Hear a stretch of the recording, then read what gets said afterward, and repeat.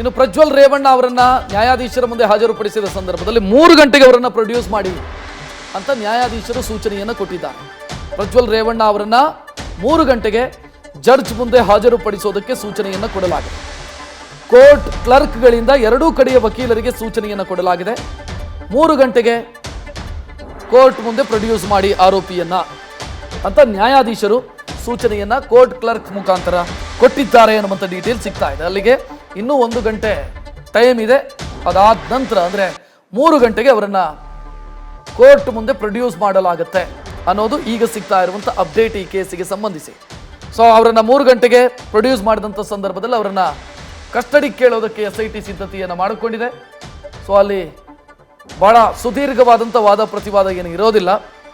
JC ಕೊಡಿ ಅಂತ ಇವರು ಕೇಳಬಹುದು ಪ್ರಜ್ವಲ್ ಪರವಾದಂಥ ವಕೀಲರು, ಇಲ್ಲ ಕಸ್ಟಡಿ ಕೊಡಿ ಅಂತ ಈ ಕಡೆ ಕೇಳಬಹುದು. ಇನ್ನು ಅವರ ಆರೋಗ್ಯ ಸ್ಥಿರವಾಗಿದೆ ಅನ್ನುವಂಥ ಮಾಹಿತಿಯು ಕೂಡ ಬೌರಿಂಗ್ ಆಸ್ಪತ್ರೆಯಿಂದ ನ್ಯೂಸ್ ಫಸ್ಟ್ಗೆ ಎಕ್ಸ್ಕ್ಲೂಸಿವ್ ಆಗಿ ಲಭ್ಯ ಆಗಿದೆ. ಅವರ ಆರೋಗ್ಯ ಸ್ಥಿರವಾಗಿದೆ. ಪ್ರಜ್ವಲ್ ರೇವಣ್ಣ ಅವರಿಗೆ ಯಾವುದೇ ರೀತಿಯಲ್ಲಿ ಆರೋಗ್ಯದ ಸಮಸ್ಯೆ ಇಲ್ಲ, ಆರೋಗ್ಯದ ಏರುಪೇರು ಇಲ್ಲ ಅನ್ನೋದು. ಆ ಮೂಲಕ ಅವರನ್ನ ಕಸ್ಟಡಿ ಕೊಡೋ ವಿಚಾರಕ್ಕೆ ಸಂಬಂಧಿಸಿದಂತೆ ನ್ಯಾಯಾಧೀಶರು ತೆಗೆದುಕೊಳ್ಳುವಂಥ ತೀರ್ಮಾನ ಮಧ್ಯಾಹ್ನ 3 ಗಂಟೆಗೆ.